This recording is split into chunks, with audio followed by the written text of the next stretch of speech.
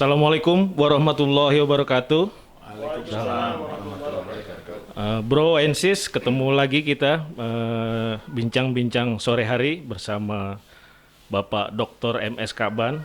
Selamat sore Pak Kaban. Assalamualaikum warahmatullahi wabarakatuh. Waalaikumsalam warahmatullahi wabarakatuh.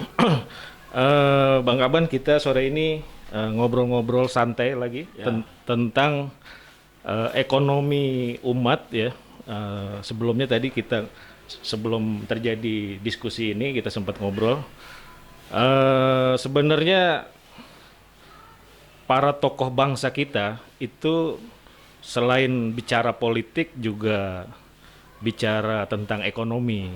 Bang Kaban tadi mengungkap tentang Haji Samanhudi yang mimpinya atau cita-citanya belum tercapai.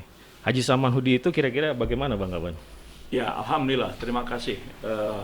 Diskusi kita ini, syukur alhamdulillah kita bisa mendiskusikan persoalan ekonomi umat ini. Ya, kita membicarakan ekonomi umat itu karena memang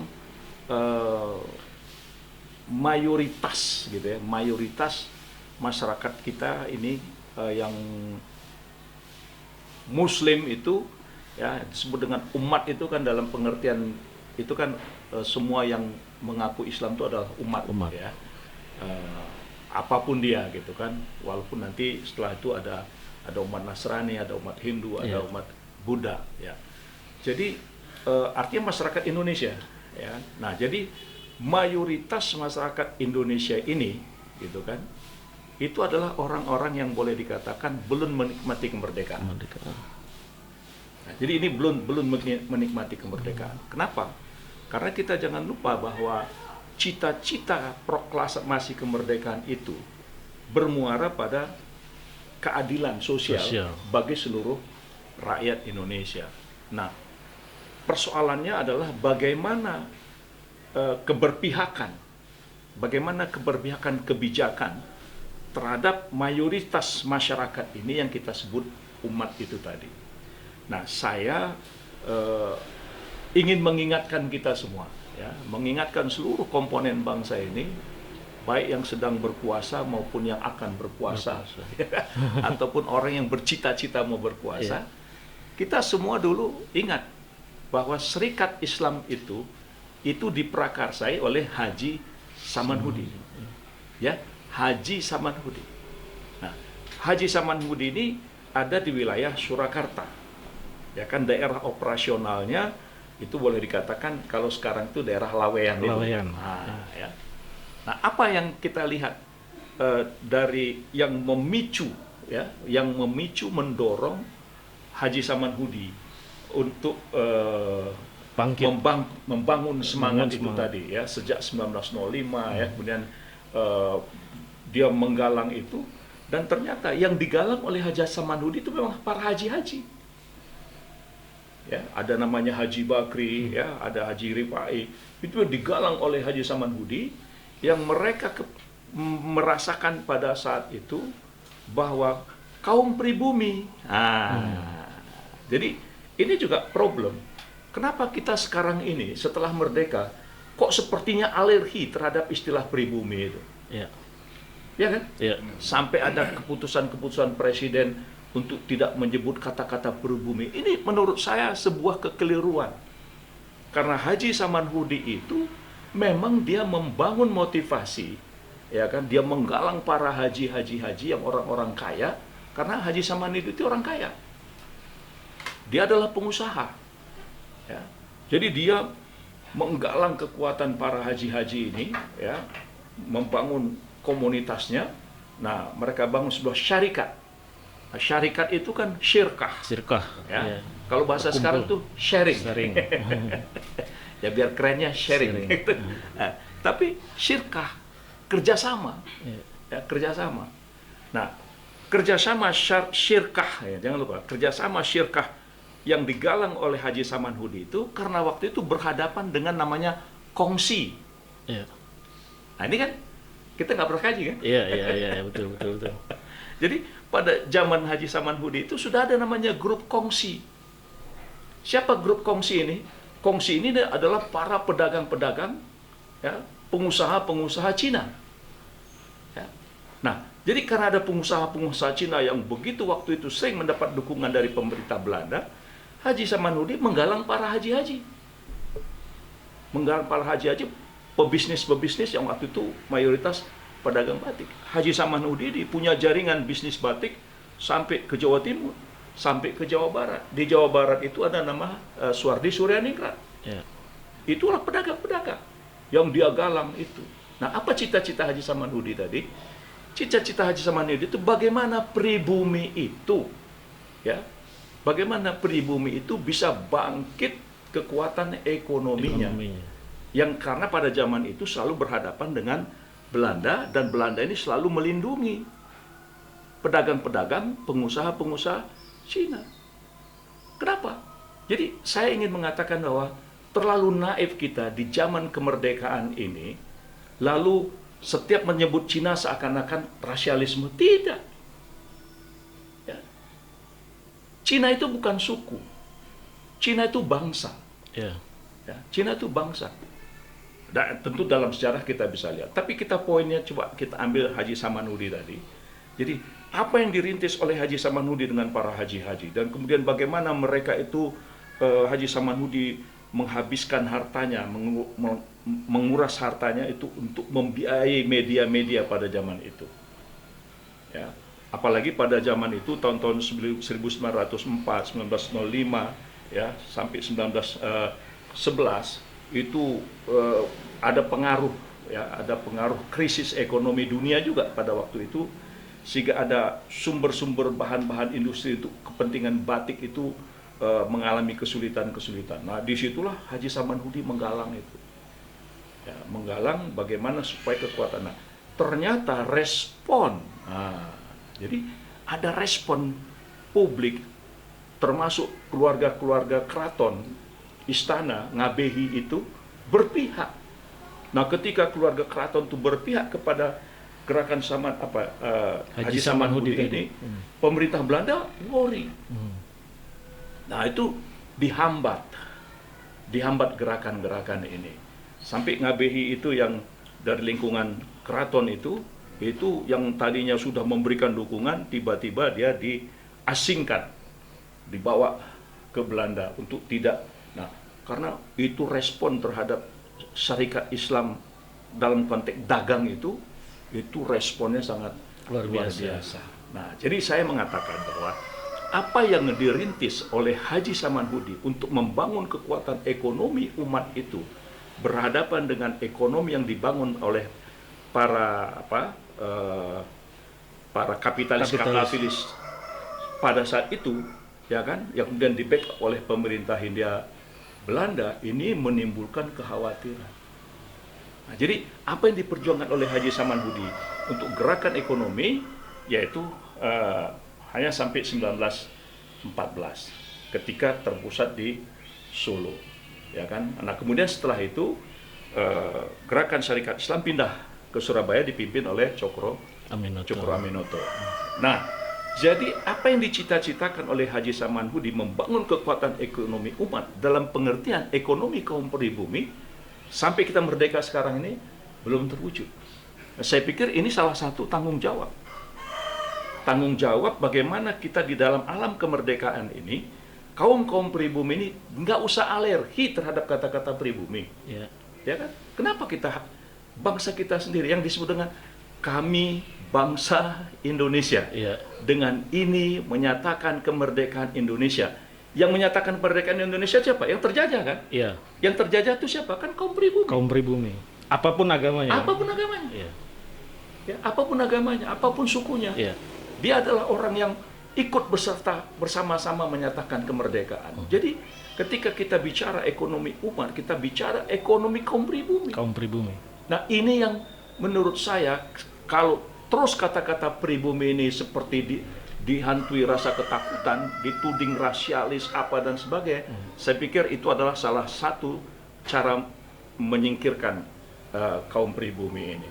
Padahal inilah yang menyatakan kemerdekaan itu. Nah, jadi cita-cita Haji Samanhudi, ya kalau saya bilang ini sebuah tantangan zaman.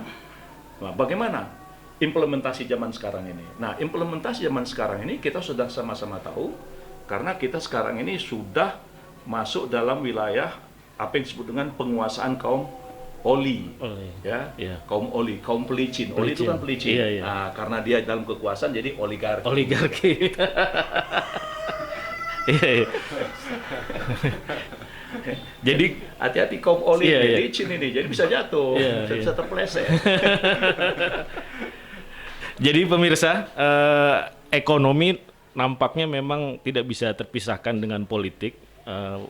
Tadi disampaikan Pak Dr. Ka'ban ini memang ahli di bidang ekonomi.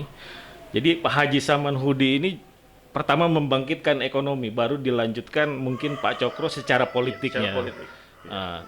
Cuman kalau kita lihat tadi diskus kita, Haji Samanhudi itu lahir sekitar 1886. 86. Nah, mungkin waktu itu juga sudah perpindahan dari VOC dengan pemerintahan Belanda, Iya.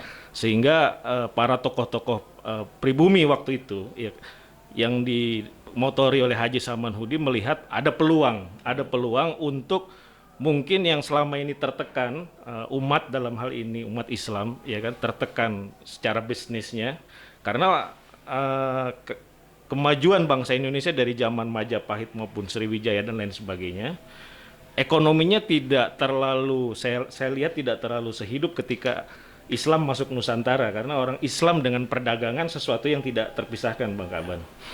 Nah, walaupun ke depan, ya kan, seperti disampaikan oleh Bang Ka'ban tadi bahwa membangkitkan ekonomi Indonesia, ya apapun agamanya harus bangkit.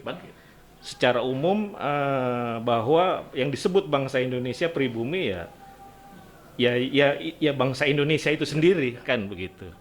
Nah, kira-kira kita lihat misalnya bangsa Indonesia ini kan terkenal, Bang, kekayaan alamnya luar biasa, ya kan, sudah kita ketahui bersama. Dan nampaknya memang hampir di semua dunia Islam itu diberi karunia apa istilahnya modal oleh Allah Subhanahu wa taala, yaitu kekayaan alam.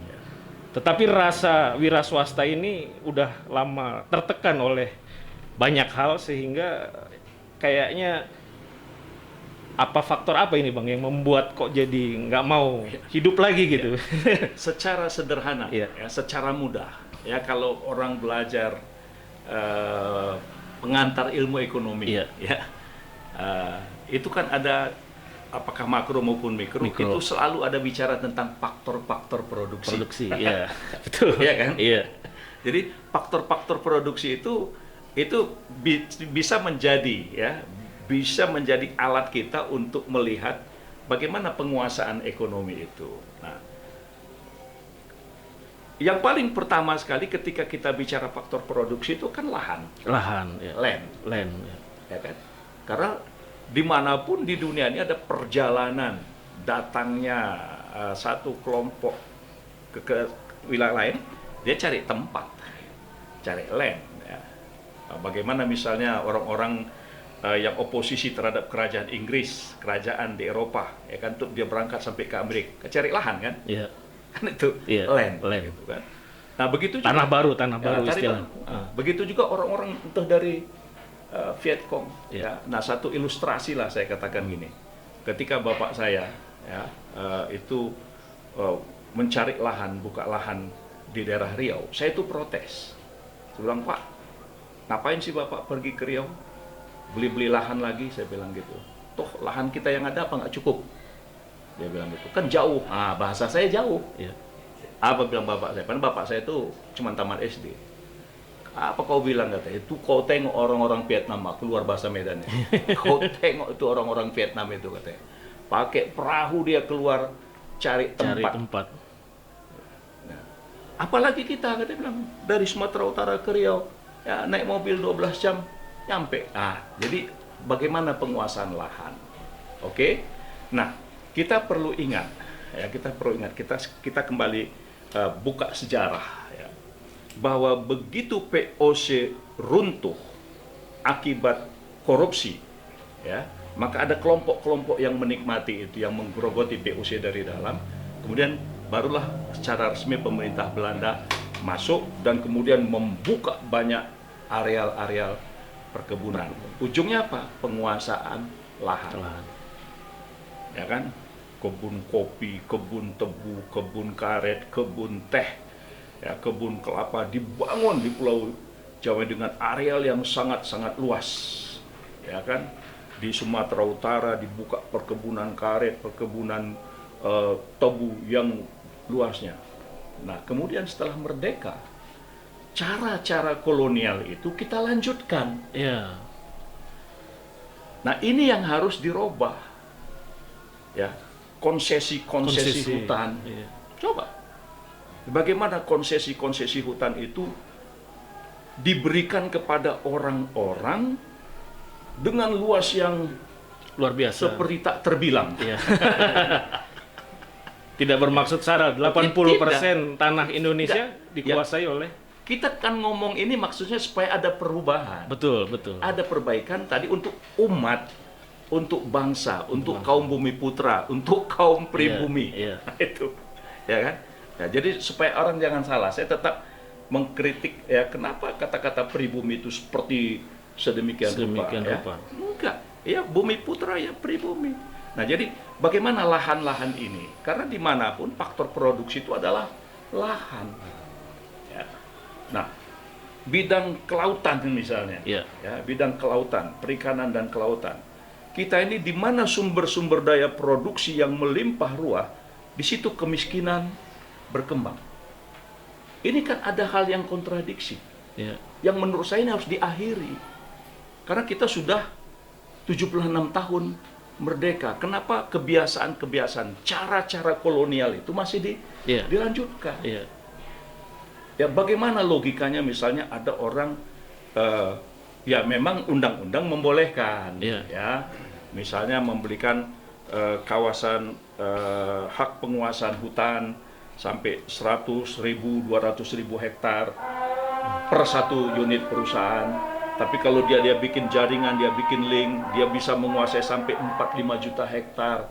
Saya kira ini kan sudah tidak, menurut saya ini sudah relevan. Tidak sesuai, nggak relevan lagi Iya. dengan makna kemerdekaan itu. Gitu. Iya. Nah, jadi ketika kita bicara tentang masalah ekonomi umat ini, bagaimana pendistribusian? Nah, Betul. bagaimana pendistribusian lahan untuk meningkatkan kemakmuran ekonomi rakyat? Toh banyak negara kok, ya, banyak negara di Eropa misalnya, begitu mereka mengatur sistem distribusi dan membatasi penguasaan lahan oleh kelompok-kelompok tertentu, ternyata proses keseimbangan itu bisa terwujud. Nah, jadi ketika kita bicara tentang apa yang menjadi cita-cita Haji Samanhudi, meningkatkan, membangun kekuatan ekonomi kaum pribumi misalnya, dengan bersyarikat. Nah, ini perlu ada keberpihakan. Jadi faktor-faktor produksi itu kalau selama ini itu hanya menyangkut lahan, teknologi, tenaga kerja, entrepreneur, menurut saya ada satu yang penting, keberpihakan pemerintah. Betul sekali. Afirmasi kebijakan pemerintah yang paling ideal menurut Abang? Pertama tadi pengaturan tentang masalah penguasaan lahan. Yang 500.000 sertifikat oleh Pak Jokowi dibagi-bagi itu? Saya pikir itu nanti sumber masalah. Iya. Ya, jadi memang bahasa kampanyenya yang dibikin oleh Presiden Jokowi sekarang seakan-akan itu ini kan, tapi enggak, itu bermasalah. Nah, jadi menambah masalah. Jadi ada ya pada pemerintah-pemerintah yang ada persoalan-persoalan yang belum selesai. Misalnya pada zaman saya di bidang kehutanan, itu tumpang tindih. Penguasaan lahan itu luar biasa. Kenapa? Karena bupati bisa kasih izin, ya kan? Gubernur bisa kasih izin, pemerintah pusat bisa kasih izin pada lokasi yang sama. Iya. Pada lokasi yang sama, pada orang-orang yang berbeda. Konflik. Iya. Nah, konflik, dan itu akhirnya menimbulkan banyak kejahatan-kejahatan yang kemudian kan menimbulkan kerusakan dan sebagainya. Jadi yang paling penting ya, jadi kalau saya pikir dalam ilmu ekonomi kita itu dalam rangka untuk membangun kemakmuran tadi, ya kalau secara umum kan itu tadi kan lahan, Modal. kemudian modal, ya kan, kemudian tadi teknologi, tenaga kerja kan gitu kan, kemudian entrepreneur, ya kan? Sekarang keberpihakan, Iya. keberpihakan pemerintah. Apa kebijakannya untuk mendorong entrepreneur muda ini? Muda, iya. Sekarang kan banyak dibikin training untuk memotivasi jadi entrepreneur. Ya, kata presiden, jadi santri itu jangan cari kerja, tapi buka lapangan kerja. Loh, nggak salah tuh. Harusnya presiden yang membuka lapangan pekerjaan, kan gitu. Iya, iya. Ya, ini kenapa santri yang disuruh buka lapangan pekerjaan? Santri itu nuntut ilmu. Nuntut ilmu, Ya. iya.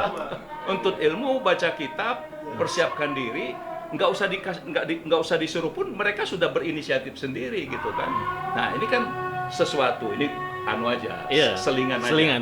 Ya, karena presiden kemarin ngomong bahwasanya santri itu harus mampu beradaptasi, ciptakan lapangan pekerjaan. Nah, iya, karena presidennya membuat pengangguran, apa gitu? Oke, ini menarik nih masalah ekonomi ini. Dari uraian tadi itu kelihatannya kita tuh menganggap bahwa ekonomi kita nih ekonomi Pancasila, kan gitu kan? Ya. Harusnya ekonomi Pancasila itu berpihak kepada yang tertinggal lah, yang tertindas atau yang berbumi, katakan oleh istilah abang tadi ya. Sejak merdeka sampai sekarang itu pemerintah, siapapun juga yang berkuasa selalu teriak ekonomi kita, ekonomi Pancasila. Pancasila. Ya, enggak. Nah, di mana ekonomi Pancasila sekarang? Kalau menurut abang tadi menjelaskan seperti itu, ini seolah-olah ekonomi Pancasila nggak ada. Sebab apa? Pancasila itu kan dasarnya udah jelas. Tuhan Yang Maha Esa, pemisahan dalam beradab, yang terakhir keadilan sosial bagi seluruh rakyat Indonesia. Nah, kalau dengan demikian rezim ini bagaimana? Coba bagaimana menurut abang sekarang? Ya, Kita jadi gini, ketika kita bicara tentang ekonomi Pancasila itu kan dulu digagas oleh Profesor Dr. Mubiarto. Mubiarto, Ya. ya. Nah, pertanyaannya, ya apakah pikiran-pikiran Mubiarto itu dikembangkan? Ya kan? Berapa sih presiden yang baca buku Profesor Dr. Mubiarto? Betul. Ya kan? Nah ini, jadi itu satu hal dulu ya kita masuk di wilayah itu. Kemudian yang kedua, ketika kita bicara tentang ekonomi Pancasila itu jangan kita lihat sepotong-sepotong. Dia harus satu kesatuan dengan amanat Undang-Undang Dasar 45. Katakanlah pasal 33. Ya kan? Iya. Pasal 33 itu Tentang kekayaan alam. kekayaan apa itu? Bumi air, ya, Iya. bumi air dan segala kekayaan yang terkandung di dalamnya dikuasai oleh negara. Iya. Jadi kata-kata dikuasai oleh negara inilah yang berada dalam wilayah keberpihakan pemerintah.